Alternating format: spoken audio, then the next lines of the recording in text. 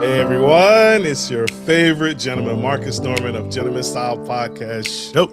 And today we're coming, this special lady coming back to the Gentleman Style Podcast stage, Miss Pav.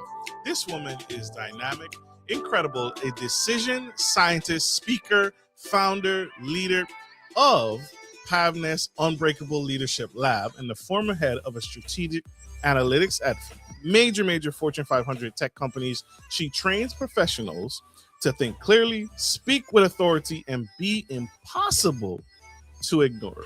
Miss Pav is tremendous. She is known a big sensation, and booked her for your next corporate event. You won't want to miss anything that we're talking about tonight. So tonight we are talking about artificial intelligence. And so this is going to be an invigorating conversation that I have been looking forward to all week. And so help me welcome to the stage the incredible, I can't hold this lady back anymore, Miss Pav.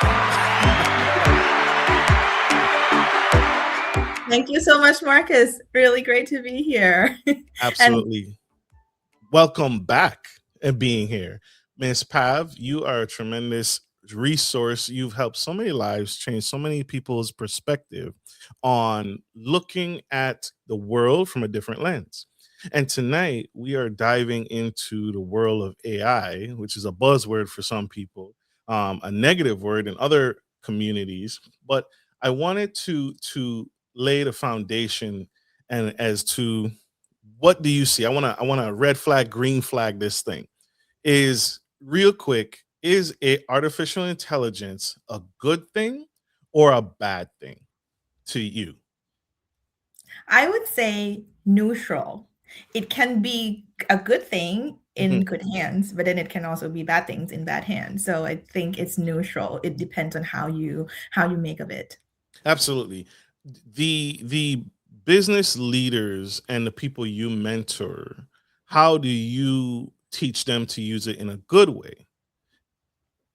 So I think generally, when it comes to AI, so this is the one thing that I've been telling people, and it actually got someone enraged at first when I said, "Oh, AI makes you dumber." and for a while, I noticed that about myself too, Marcus. So the reason I say that is because, so back to your green or red light question, AI make us faster, right? Like more productive. But if you're not careful about using it, it also makes us shallower.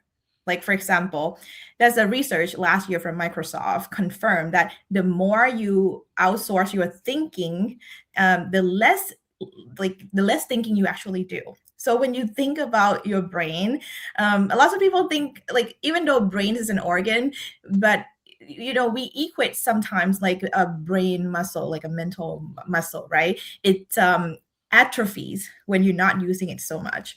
So when you get the answer without developing the judgment, and the judgment is the skill, so it needs a repeat exposure to sharpen it.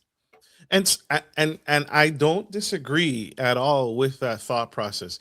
But some schools of thought would say, well, I'm the one that plugged in the keystrokes. No different than I powered on this machine. Therefore, I still maintain a level of control because the machine can't do anything without the prompts. So in artificial intelligence, with what we are ChatGPT, the ones we use today, I still have to stroke those keystrokes. I still have to prompt the question, and I allow the worker bee, which is AI, to do the work for me and the research and go to 2 million websites that I don't have to scrub. It has done that work for me. And so it still takes my brain, my mind, to have to punch those keys in and to deliver the right series of words so AI knows what to look for. Is that still making me dumber because I didn't do the 2 million page scrubs? Or what are your thoughts there? So I think, okay, one thing is there's something about to say about owning your output.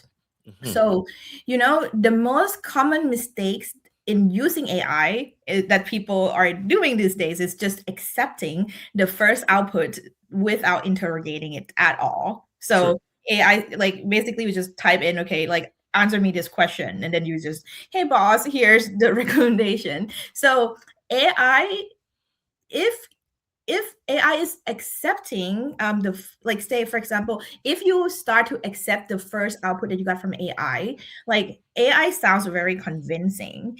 And there are so many cases, and I'm sure that Marcus, you and also the audience have been experiencing AI hallucination, where it will just say something outright that is not true, or say, if you're a writer, you can use AI to say, okay, like let's write a book about so and so, and then cite a source when appropriate.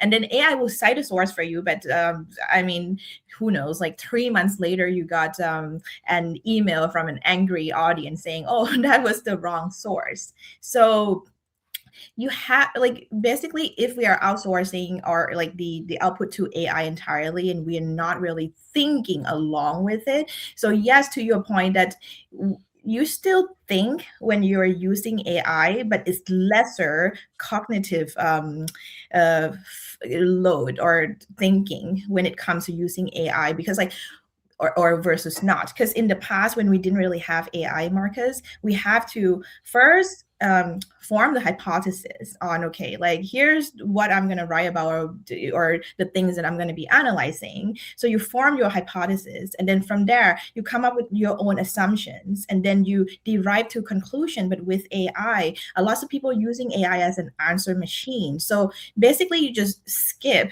really important decision science or cognitive process to analyze all these your thinking before it becomes the output.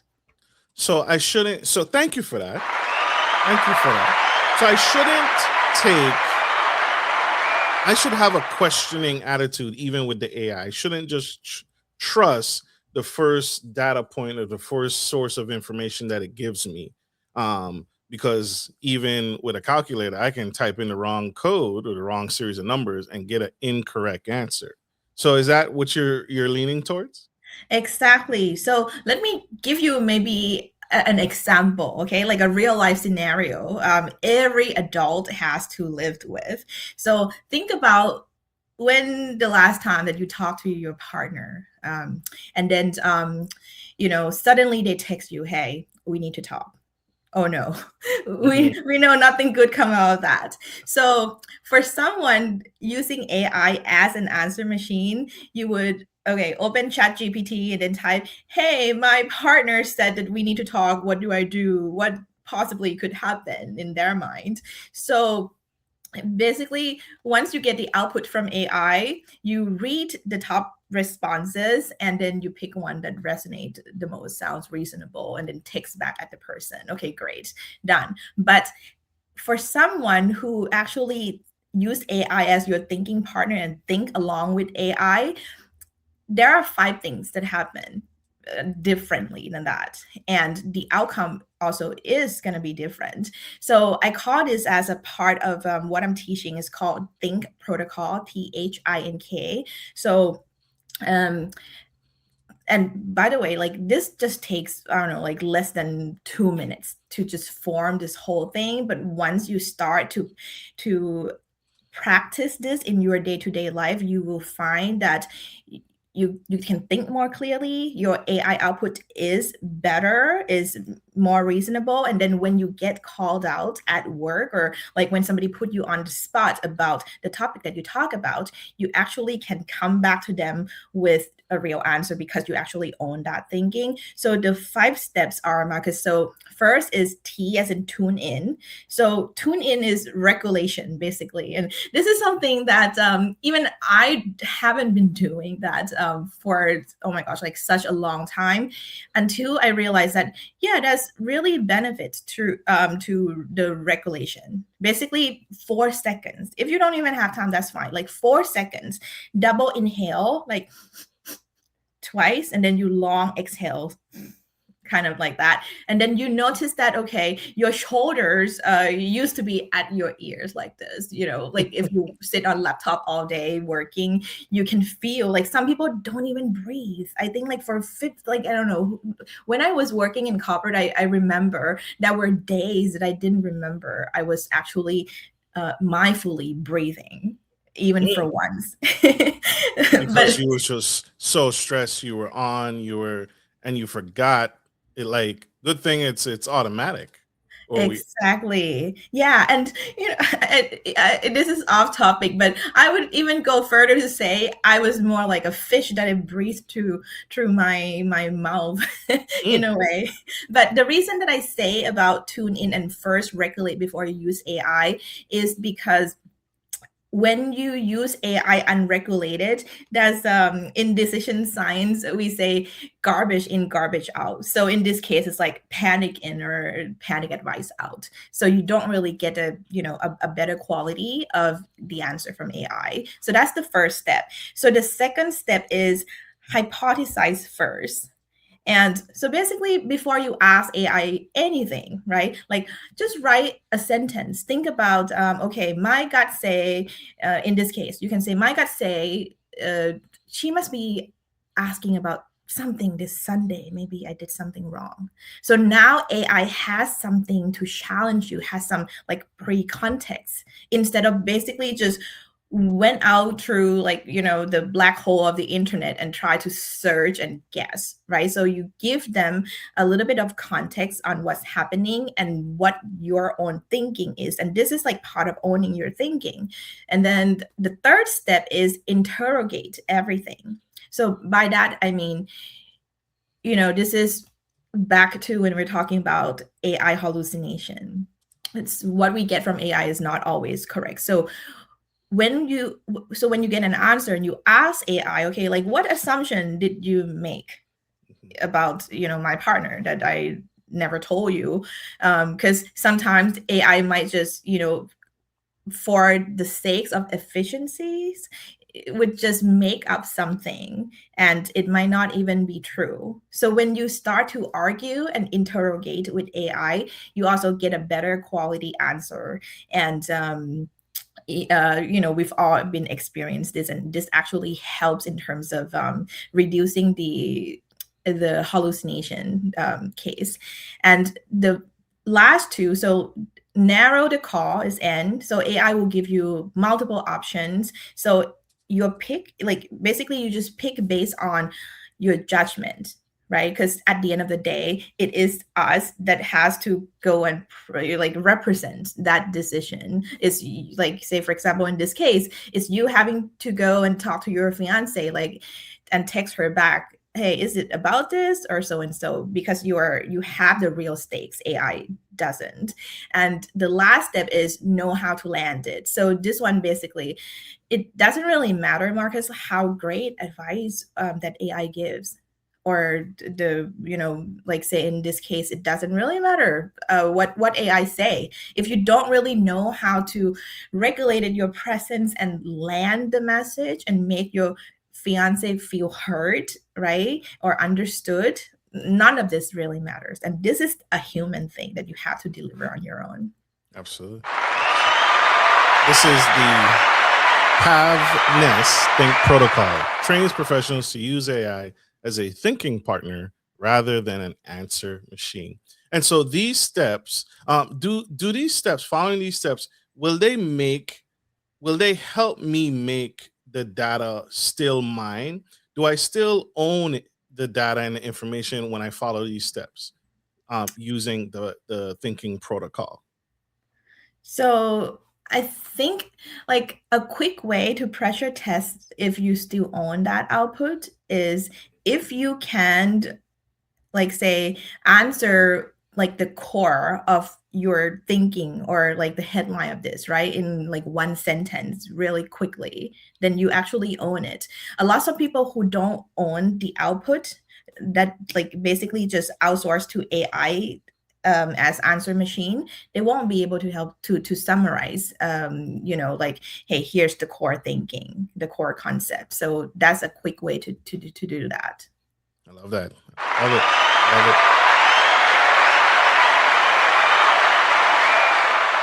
And by the way, Marcus, owning your output also means that you are able to defend every word that you say in the room without, like, having a laptop and say, oh boss, let me ask AI because I've forgotten that bullet point. Because remember when we didn't have AI, basically we just have us and like the handwritten notes that we kind of refer back in, but it's actually our own thinking.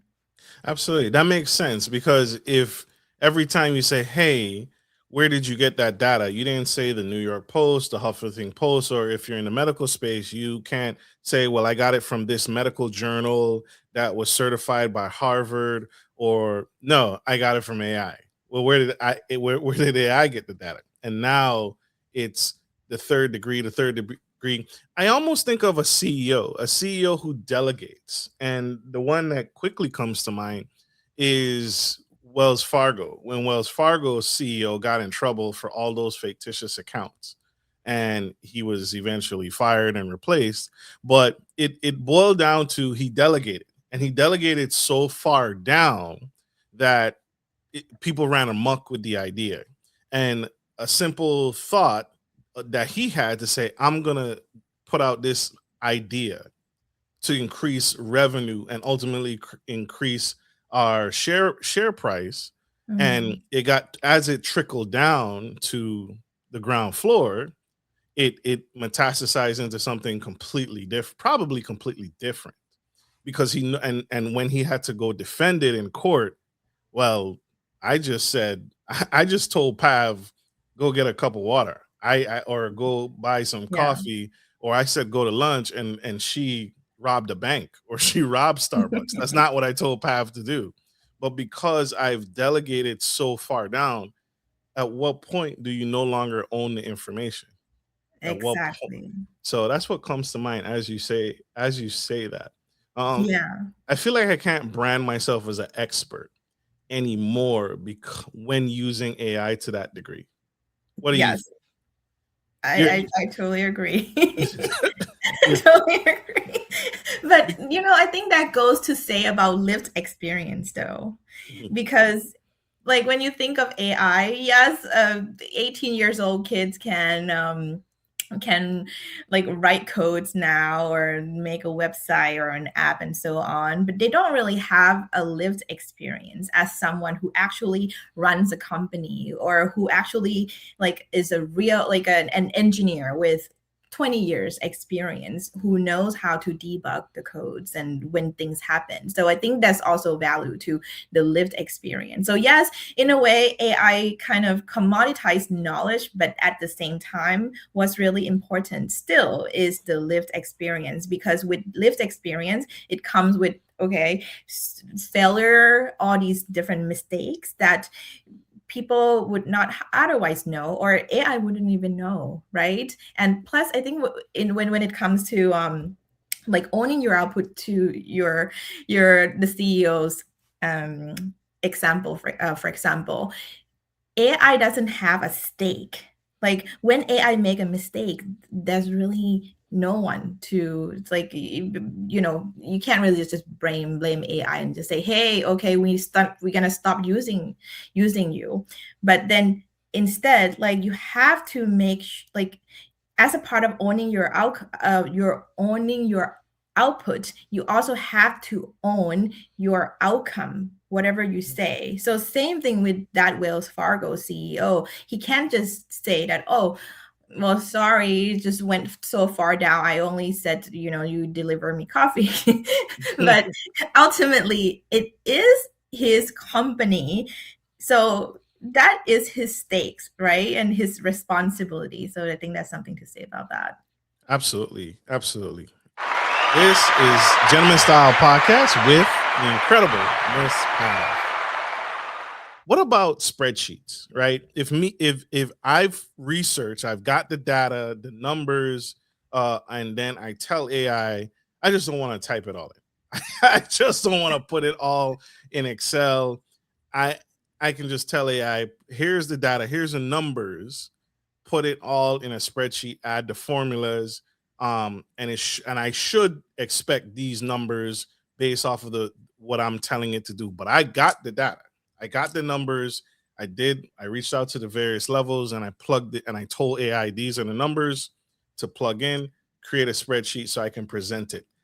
Is would you consider that me still owning the material? I gave AI the data. I just needed to formulate it in a nice presentable way. Well, so the key here was when you said you gave the ID data, but you are presenting. You are presenting. So you still have to own the output. Because, like, imagine walking into a board meeting, Marcus, and then you present a really pretty polished presentation made by AI with you typing. But then like a CEO asks, "Oh, okay, I have a drill down. I want to ask you more questions about this," and then like suddenly, what like you, it is your own project, it's your own presentation. You need to be able to represent that and defend that. So it doesn't really matter if the output actually comes from AI. You need to understand what goes into it to be able to present that. Absolutely. Absolutely. I want to switch gears here and I want to ask another red flag, green flag. What's more dangerous to society? What's more dangerous to people, in your opinion? People who don't use AI at all. So my grandma is not using AI. Right? She's still at the library. She's still, she barely touches her phone or computer. What's more dangerous? People who don't use AI at all, where the world is advancing, the world is still moving, or people who use it without thinking. In your opinion, what do you think? Oh my gosh, this is probably one of the hardest questions, I'm sorry. Marcus. I'm so sorry. So I think it all depends. Mhm. Um, I would say more dangerous would be the latter, people who use AI without thinking. Because, like, can you imagine a world that eventually, if we outsource all the thinking to AI, like, then what is left for us human? And that's basically the worst case that everybody is scared of, that AI is not going to just take over our job, but our lives, and eventually we're going to be slave to AI. Like, I can't imagine that world. However, I think that's a case though that is pretty underreported these days about AI usage in corporation. So it's the people who were already great at thinking, and they are using AI, and it makes them much faster, smarter. AI actually amplify their judgment, their ability. Like, these are the people that are the most dangerous. Absolutely. I agree with you. I concur in this path. Most people think AI is going to help people like the unimpressive child, the unimpressive kid who grew up in hard beginnings, hard times. He barely had access to the internet, didn't have access to a public library because it was dangerous for them, for him or her to cross the street. So some people, some breasts see AI as making is helping that individual catch up to the rest of the world. AI allows the unremarkable student, the unremarkable child, catch up faster in a world that is moving at the speed of light. It's moving at a pace that's a child who doesn't have certain strategic advantages can catch up and compete in the job market, in higher education. Um, you think the opposite? Do you think it's evening out the playing field? What are your thoughts there? I'd love to dive deep with you there. Okay, wow, that's a great question. Thank you so much for doing all the researches. So I think it's a yes to a certain extent that it Yes, will ma'am. help even out the level playing field. However, back to what we just talked about before, when you use AI without thinking, you bring uncertainty and underdeveloped thinking into it and into the result, right? So basically your brain or your cognitive function won't develop, and eventually we outsource so much, then again, like back to what's left to human. But then I would say also, for someone like me, for example, I'm a Thai immigrant, and I am ESL, English as a second language. No pedigree when I first came here, no network when I first arrived. And the advantage that I had at the time was never being polished, but it was more of the judgment that, was built through real experience, which I kind of mentioned about, like how experience are still very valuable these days. So I would say, like, there's is a yes, but then at the same time, like, do you really, I think there's a limitation to that, unless you actually start to own the output and then to gain the experience, and also think clearly with AI as well. Absolutely. How did you do it? How did you catch up as a English as a second language? How did you catch up to your peers? How did you change and make the shift and become the corporate speaker, author that you are today? How did you, in quote unquote, fight the odds and push back against everything seemingly was stacked against you, and you, by all standards, you should have failed, but you didn't. How did you push back? How did you still overcome? What did you do different? Well, first of all, Marcus, thank you for seeing such light in me. I really appreciate that. I would say it's a lots of sorry, it's a lots of suffering. Hmm. You just have to go through it. I'm sure, like, it's the reps, right? And what I call is exposure training. You just have to go through it again and again and again, whatever it is. Like, say for example, for me, when I first got here, English was like really number one problem. Right. When I say a word, people are like, what are you saying? Right. So, and even now I still have my Thai accent, which in the past I used to think of it as my weakness, but now it's just a part of me. It's part of who I am. So anyway, to go back to your question, I call this the uninvited table.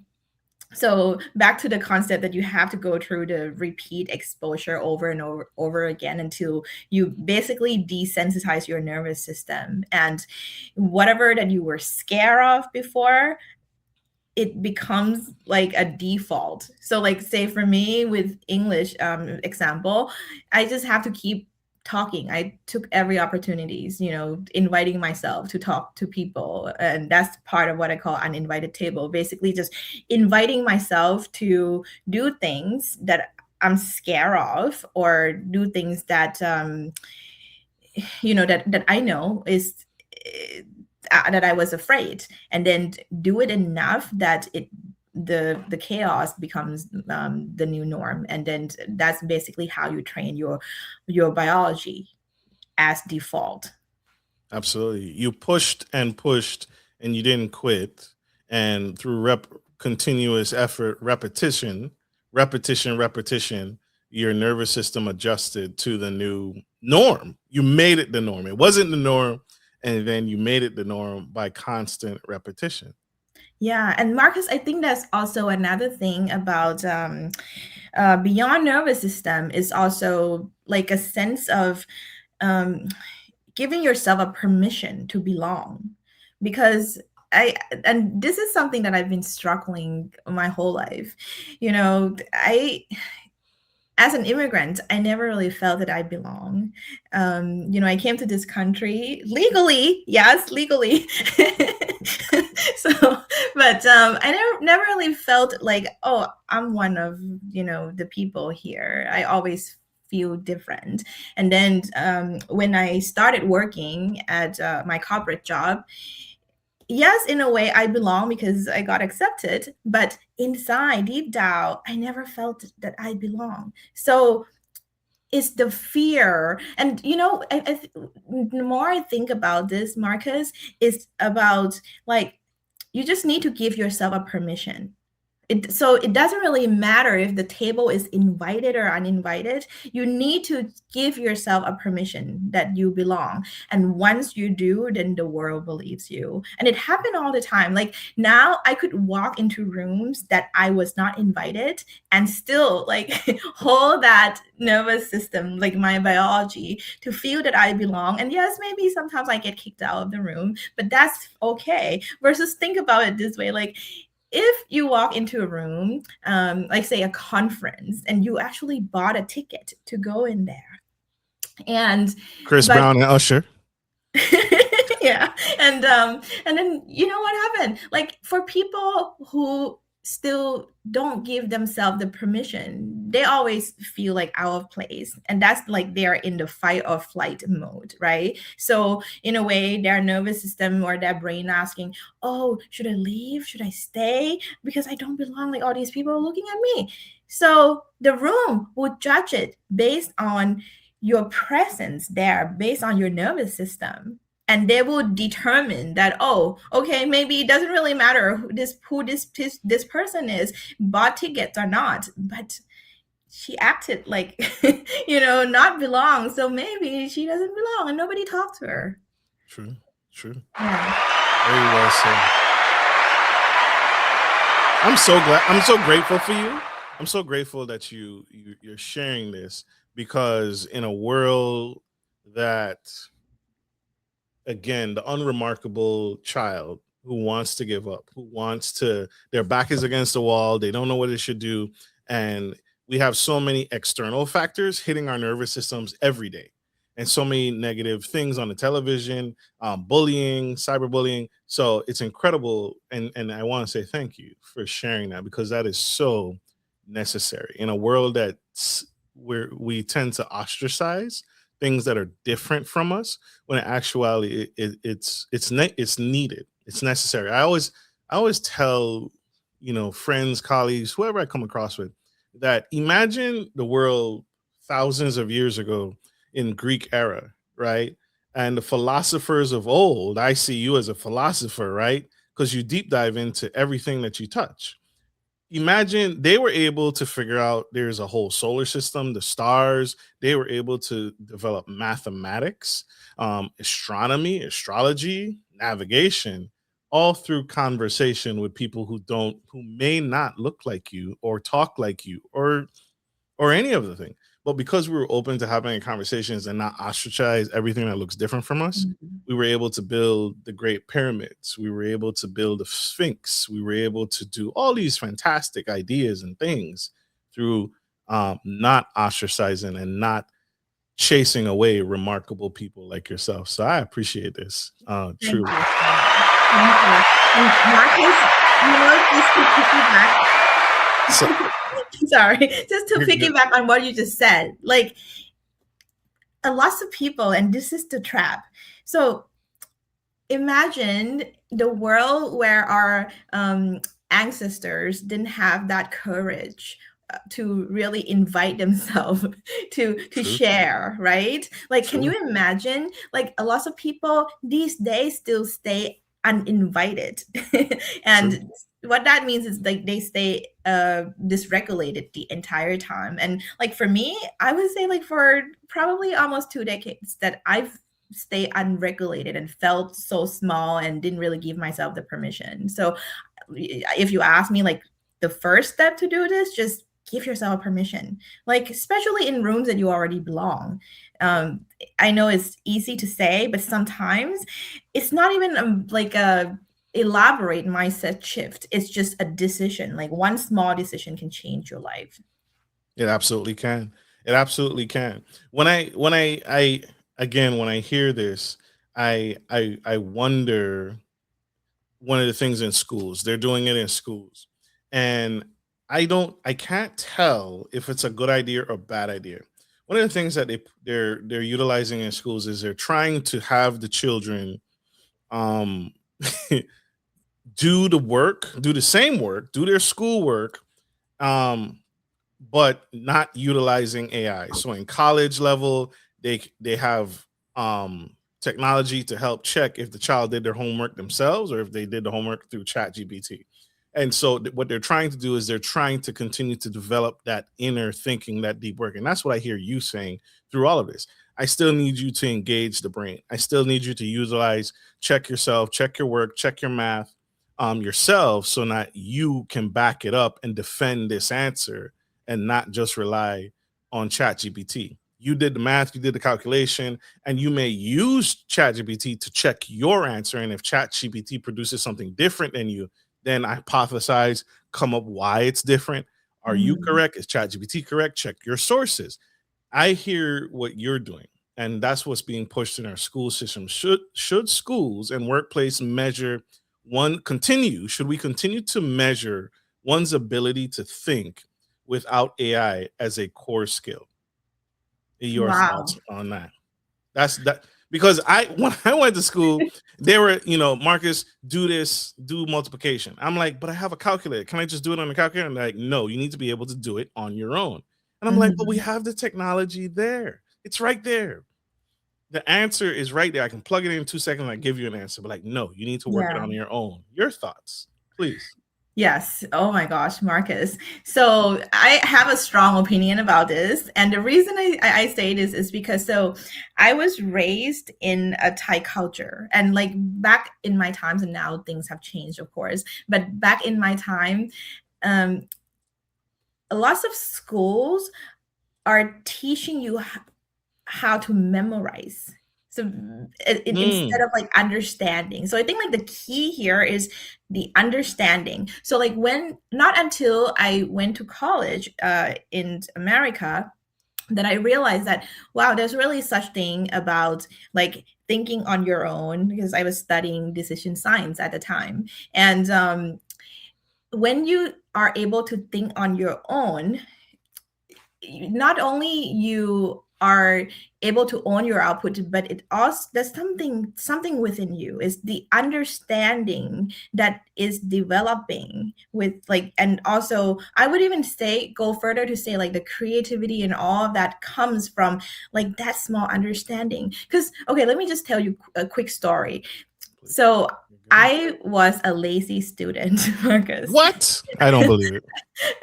I got A's, but what happened was, oh my gosh, I'm so embarrassed to say about this. So what happened was throughout, like I would say, my high school life, college life, and maybe part of my MBA life, I used this method. So I study 3 days right before my exams. That's it. And Mm, beyond that, sometimes I skip class, sometimes I went partying. Okay, my parents are not listening, that's fine. But the reason I say that is because for 3 days, I actually took the time to learn the material, understand it. And, back then in decision science, when you have to run a regression, you do it manually by hand. mm. Like, which is like so unheard of this day. And if you ask me, hey, Pav, can you do it the regression by hand now? No, I cannot do that. It's been so long, but I did it by hand. And what happened was I developed that deep understanding on okay, like why like why we have to do all these different steps to get to the output. It's not just okay, here's the idea, I got it, and then just give me output AI. So yes, I do believe that that should be a KPI on owning your own thinking and really truly understand the material beyond just the output alone. Absolutely. Absolutely. You heard it here first on Gentleman Style Podcast. You can get this content. We have the incredible Miss Pav on Gentleman Styles Podcast, spilling the tea, engaging us. We are on iHeartRadio, Apple iTunes, Spotify, Facebook Business Page, YouTube, LinkedIn, and anywhere you get this podcast. She is here today helping us peel back the layers around AI and change our thinking, maintain accountability, maintain responsibility, and not fall to the wayside and let AI, the AI boogeyman, take over, take over your mind and take over your job. So these are incredible tips to push back. So I want to. Do you think the average worker should have a say in whether or not they allow AI to be utilized for their job? Do you think so if you're corporate America and your employer says, Pav, we have some technologies that will help boost productivity with you, but it's your choice. Do you want the tools or do you want to do things on your own? Should the worker, the employee, the CEO, the president be asked and give consent to use technology in the workplace? Wow. Okay, that's very controversial, Marcus. In an ideal world, Hmm. yes, but in reality, I don't think that is an option because Hmm. I think we know that whoever is not using AI and actually think with AI, using AI as a thinking partner, is going to fall behind. That is a reality. So no matter, it doesn't really matter what I say. Oh yes, Marcus, we should really allow people to just not use AI at all at work and just kind of like a COVID vaccine, right? But I know it's a different comparison. But I, in an ideal world, people should have the rights to do what they want, but at the same time, every like there's a word of like employee, right? We are employees of the company, so we have to do things that would um, optimize the stakeholders ROI. And it has been proven that if you use AI integrated to with your own thinking, you are gonna get exponential benefit from that. So like, why would we not do Why will we not do the thing? right? Absolutely. In your opinion, do you think I'm conflicted often because I hear both sides. I hear when people say it's gonna replace me, it's gonna replace me. I think of the trucking industry. Many truckers are against artificial intelligence driving trucks. And you and I had this conversation backstage that I feel that this is an opportunity to innovate, create, because that AI, if I go back to school, I can become a coder, I can become a technology expert, a technician, and now I can service the AI. I can still work on the AI. The AI is still going to need a pilot. It's drones, as much AI that's incorporated in them, they still need a pilot. They still need someone who, me, they're still going to need Mm. me to take over when it's raining, when it's storming, when there's when it's thunderstorming. And so, I that's how I feel. I think we need to innovate. I think we need to innovate ourselves along with the technology. What does your computer do every so often? What does your cell phone do every so often? It needs an update. I think we need an update with to AI. So if we upgrade ourselves as our technology is upgrading, you never fall behind. And that's why I think Mark Zuckerberg can never be fired, no matter how much metaverse, strange verse, no matter how much technology incorporated, you can't replace him because he's still invaluable. You're still invaluable. How like I that's how I feel on the subject. Any thoughts there for you? Anything strike out to you? I Yeah. think we need to So keep going. yeah, so I agree with you on that you know you need to innovate and you elevate with AI because bottom line is companies like are gonna do the math regardless of what we want or not. So long as we are still employees to companies, they're gonna do the math and they're gonna do what's best for the shareholders. So you know most of companies probably in like 5-10 years from now they don't need like 10 average people anymore when they what they need are just a few great people with AI power. And I think this also goes to say about this great flattening of the middle layer of the management that has been happening, that they are compressed because with the people that have the thinking power with AI, like you don't need that many people anymore. So yes, we need to keep innovating and reinventing ourselves. Who knows what's going to happen 5-10 years from now? But what you still have is, if like for a human with regulated presence and also has the ability to like to learn and to think clearly, you can do anything. Like your job might be different, but you can apply what you already have to and skills to, the new ones, whatever it is that's coming. Absolutely. Absolutely. Miss Pav, spilling the tea on Gentleman Style podcast show. Miss Pav, you spent 20 plus years watching smart people make bad decisions under pressure. What did AI change that you saw from your intuitive mind? What did AI change, and what did it reveal that was already broken?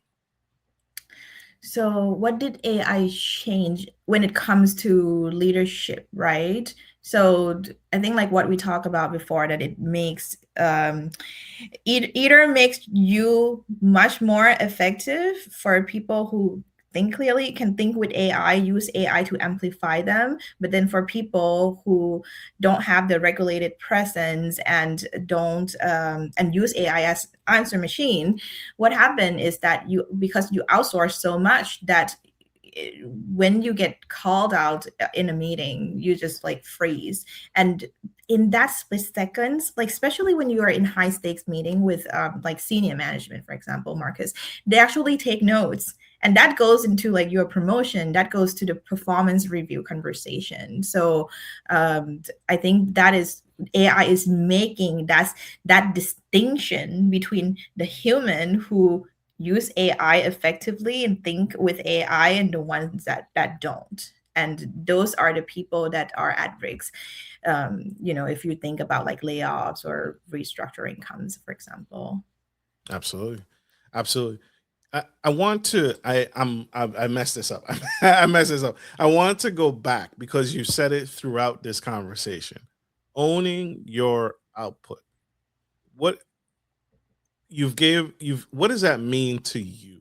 Owning your own output, making sure that what I'm putting out to the world is mine, authentically mine, whether I used a calculator or not, whether I used ChatGPT or not.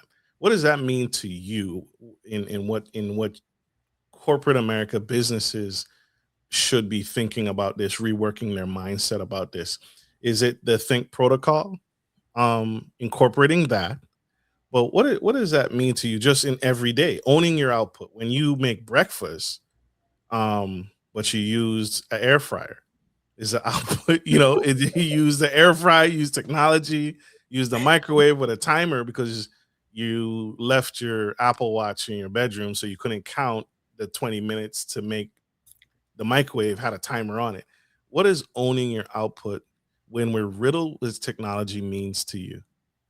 So when I think about owning your outputs, so that's one thing about like the thinking itself, and then there's another thing, like what we talk about with the deliverable and the accountability, the stakes involved. So when it comes to the thinking part of owning your output, there are basically like two questions, right? So you know why is right. If you are able to represent the output on, okay, like here's my recommendation, and this is based on my judgment, thinking with AI, but you need to also know why, like that speak with conviction, why you are giving this answer, so you know why it's right. And then second is you know what it would take to change your point of view.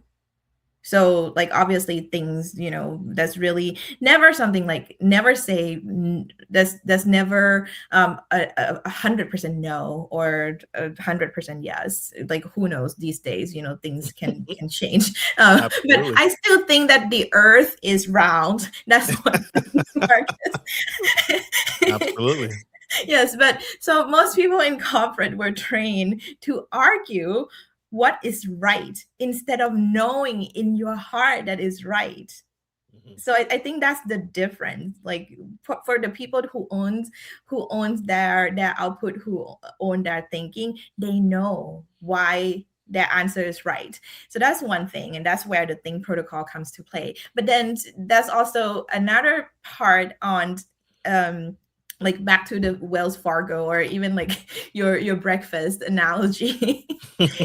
You have to serve it to someone. So basically, you are at stakes. Like, say, Marcus, if you work at a restaurant and then you serve that breakfast, and okay, like you have a chef that has to like put stuff in because or eventually is the AI is going to do everything, the robot's going to do all the cooking. Let's just assume that the robots do all the cooking, right? Right. There has to be someone who serve it. In this case, it's you serve it to your fiance. Then um what if okay, god forbid, like she had a food poisoning or something. Right. Whose fault is that, Marcus? Like, yeah, she's gonna blame you. It doesn't really matter that, oh, maybe it's the ingredient, but like you are the first person in the line that has the stakes. If you impress her, she goes, oh my gosh, Marcus, thank you so much. You are the best. This is the best breakfast ever. You still need to own that. So, there's a thinking part and also the stakes that are involved when it comes to owning your output. Absolutely. What things, I love this. What things should coherently, no matter how smart AI gets, no matter how good the technology gets, what kind of thinking, what kind of ideas, what kind of kind of business should, what kind of industries, what things should inherently stay human and only humans can do, only humans can touch? Are there any things that you've given thought to that should just stay me? I'm gonna own this. I'm gonna do this. I remember I was working as an executive administrative assistant, and there are things that the CEO delegates, but there's Mm. also things the CEO is like, nope, I'm good at these things. I'm gonna keep them because I really do them well or I really enjoy them. They give me joy. And so, what things does Pav clearly own that she'll never give away to AI or anyone else or technology or anything else? Are you talking about me specifically or just like in general for humanity? I you let's say you. What things are you going to instinctively own? Like I'll give you an example. One of the talks, and I try to tell my real estate friends, my real estate broker and agent, that AI could replace them. Right? You're not going to need to go house shopping. Right? You can Mhm. I can do a 360 walkthrough of any property that I want. Everything is DocuSign. I don't need to come down or drive to your office to sign these closing documents. I can wire transfer you the money, the closing, all the expenses. The bank can do the financing. Oh, you're approved. Ding, money's in transferred. I don't. But in Pav's world, does Pav still want to walk through that home? You still want to smell it? Do you still want to use the amenities and walk upstairs and see all the bedrooms? What are you going to keep as technology advances? I would still say a regulated presence. And the reason I say that is so I'm a little bit superstitious sometimes. Okay. And also, like, if you like, for your audience, there's a lot of entrepreneurs there. Like, before you signed a contract, right? Like in your example, like DocuSign. Okay, great. If it's just a few dollars contract, you don't need to meet a person. Maybe you meet them on a Zoom call. But like, say, if you're gonna sign, like, say, a life-changing contract, you want to be able to meet them in person to like really feel their energy. I mean, in a way, yes, with the Zoom call technology, you can do it at certain level, but oh my gosh, like there's really nothing compares to really being able to feel someone's presence. Because with that, like, have you ever heard about a story about Cleopatra, Marcus, and like why she's such an authority figure? um you She know she was good at manipulation. She was a wooer. It depends. I've heard several stories about Cleopatra. She was well sought after from land to land and highly sought after, but she was wise, she was smart, she was intelligent, and she knew more than she would let her opponents know that she knew. She was still yes, very intelligent. yes to all of that. But that's one thing, is Mhm. her regulated presence. Like, so I read somewhere in the book that So, for example, to make sure that people actually can feel her even before she enters the room, what she would do is she has a like an ankle bracelet, I think, that will ring, so you can kind of like hear ding ding ding ding a little bit, Huh. like a chime, right? So people know, and then she has the sense that is very unique, and like think about like that's something that you can't really get from signing a contract on DocuSign. Like you can't really sense her authority. Wow, how grand this woman is by just a paper alone. Like it amplifies it with you when you actually meet them. So the reason I say that is because there's something to say about human nervous system, Marcus.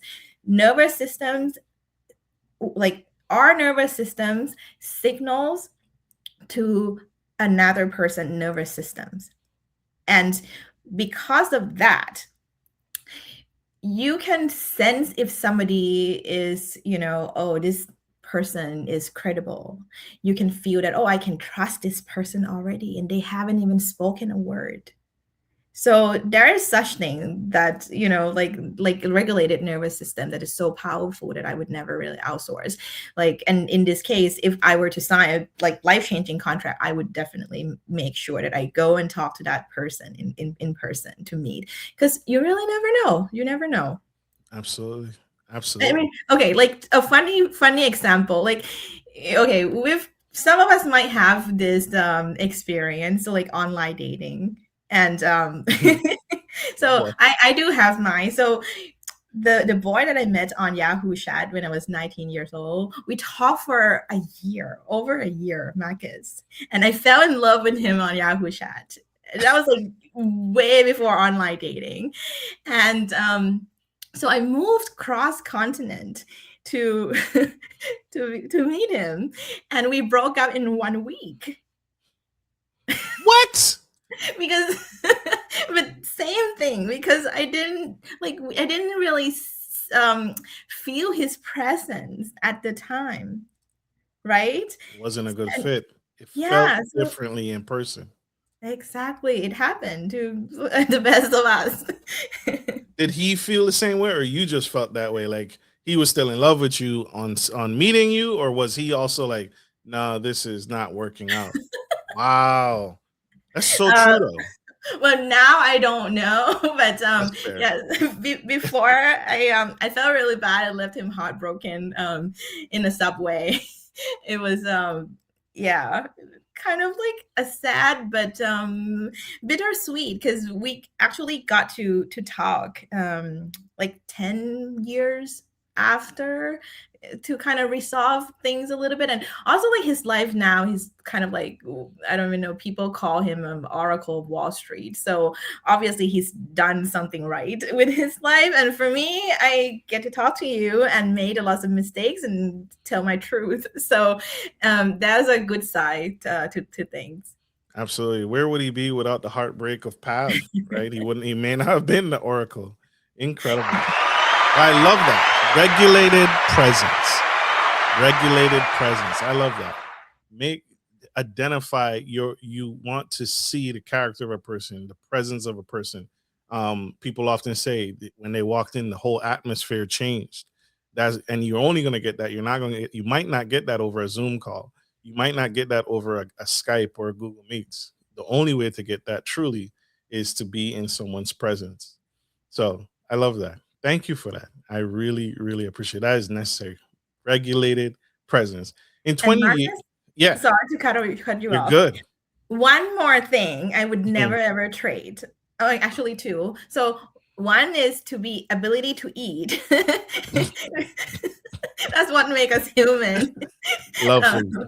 and smell. But also like hobbies, things that bring us joy. I think that's very important. That's what makes us human. Because ultimately, I I truly believe that like we are here to enjoy, to serve humanity, to elevate humanity, yes, but also to enjoy, to like experience this life. So if we outsource everything to AI, and like you even outsource your hobbies, I don't even know how to, but like, think about like all the tools. For example, I love gardening, but if I outsource, like seedling process and like fruit picking, which I love so much, then like what is left of me? So yeah. That's good. No, you're right. Like I want to go for a walk, but I give it up to artificial intelligence. So I go for a metaverse walk, but I'm not actually walking. I'm walking in the metaverse. So I've outsourced it to still get the experience, but I gave it up. I gave up the Yes. actual thing of going outside. I'm not actually getting vitamin D.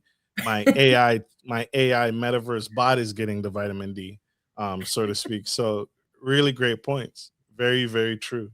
Very, very true. This has been incredible. This has been absolutely stupendous. I needed this conversation.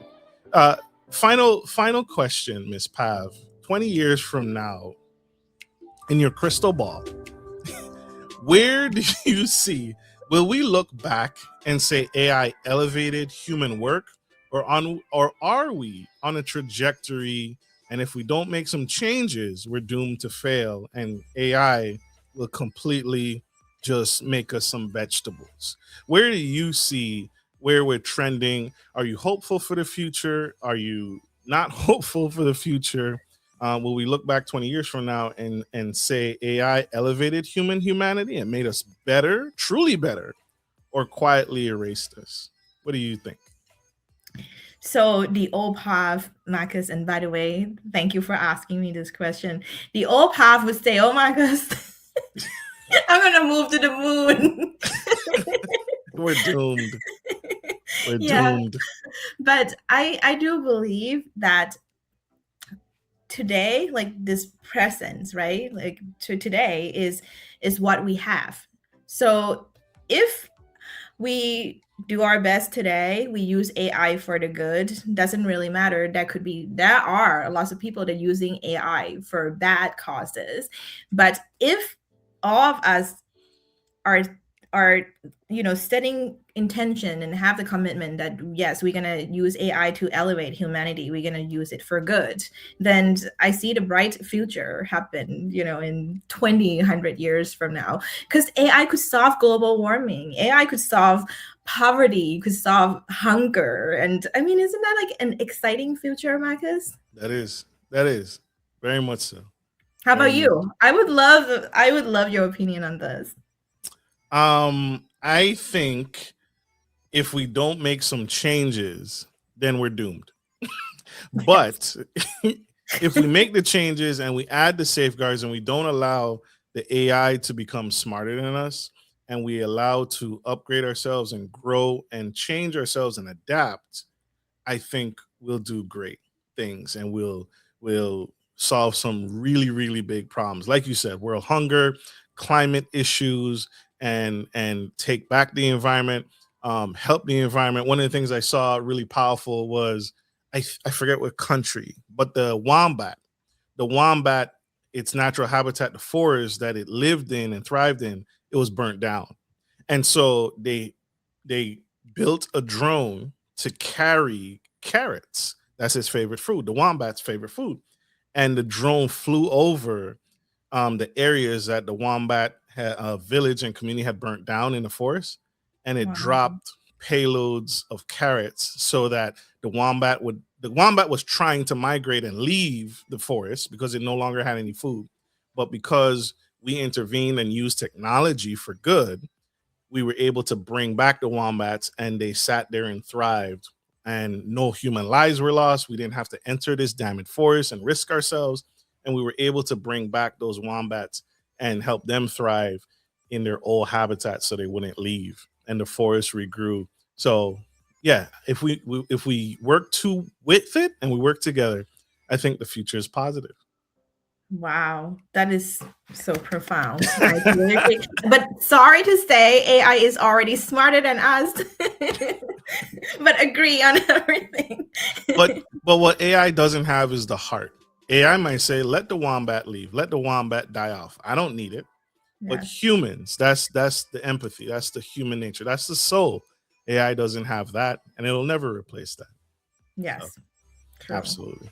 How can people connect with you? This has been a fantastic episode. How can people connect with you? How can people find you? How can people learn more and join you on this fantastic journey? It's Pav. Yes. So you can connect with me on LinkedIn, Pavness, Pavness, or my TikTok channel, Pavness, Pavness.lab.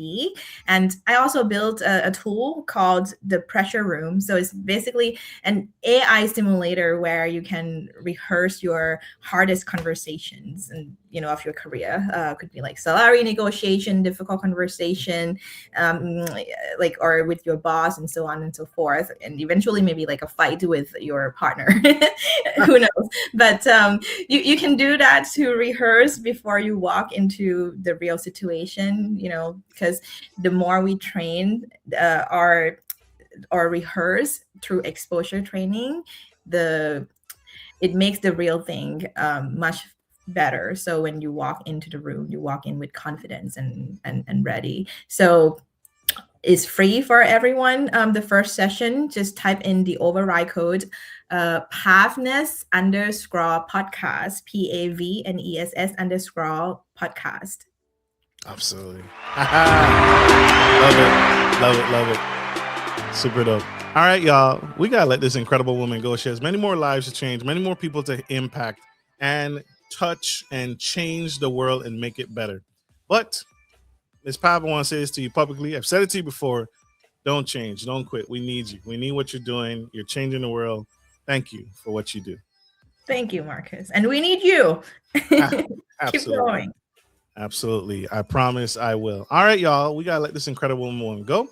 But I hope this was inspiration. I hope this was eventful. I hope this inspires you to continue to innovate, to change, to adapt, and grow. It's not too late. We can change the world, make it better with hand in hand with AI. It's not over. All right, y'all. Like we end every show, take care of your friends, take care of your family, and always take care of business. This is Marcus, your favorite gentleman, and the incredible Pav signing off. Love you guys. Bye.